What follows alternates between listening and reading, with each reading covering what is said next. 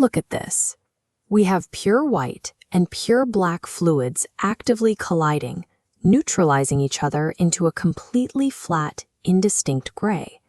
It's a perfect visual for a common modern argument, the idea that good and bad are so dependent on each other that neither can be considered an objective reality. But compare that abstract idea to your own experience. When you feel the weight of a profound wrong or witness an unexpected act of kindness, the distinction doesn't feel like a gray area.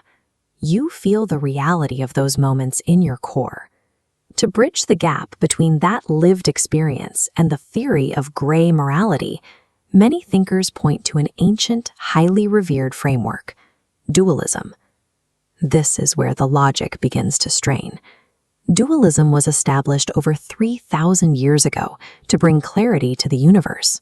It seems contradictory that a system designed for clarity would result in a worldview that denies our most basic perceptions of right and wrong. We have adopted a perspective that sounds intellectually sophisticated, but requires us to ignore the objective nature of the world around us. In its original context, dualism wasn't a commentary on human feelings. It was a comprehensive framework for understanding the mechanics of the entire universe. These are the objective forces dualism describes: the struggle between creation and disintegration. Upward vectors represent upbuilding, downward represent breaking down of form. Zooming out, human figures are infinitely small points within the system. These governing laws operate regardless of our acknowledgement. Ancient dualism was designed to explain these macro mechanics of existence. It was never intended to be a map of our internal emotions.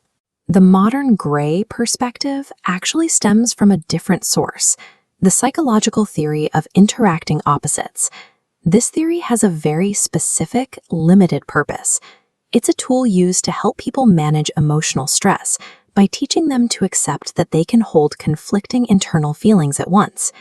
In this clinical diagram, positive and negative emotional nodes overlap to neutralize each other, creating a flat, calm center. By blurring this black and white thinking, a person can reduce their immediate anxiety and manage their mental health. This is a microscopic coping mechanism for the human mind. It describes how we process our environment, not how the universe itself functions. The modern worldview is built on a projection, taking this tool for internal emotional management and applying it to the macro universe. This split screen shows the scale mismatch. On one side, the neutralized emotional nodes from psychology. On the other, the rigid vector forces of cosmological dualism.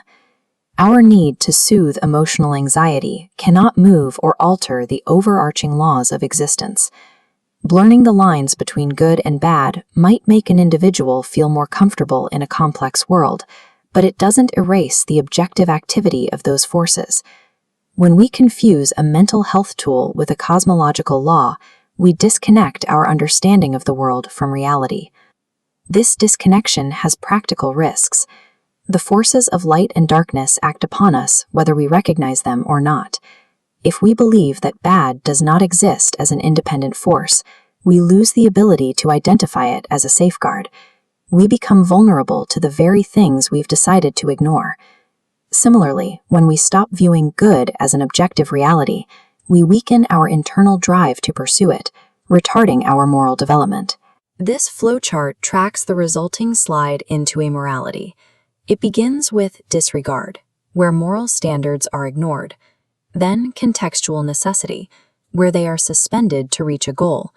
Finally, it reaches incapacity, a total loss of the ability to even comprehend moral concepts. At this stage, because the mind can no longer process these fundamental distinctions, cognitive capacity erodes.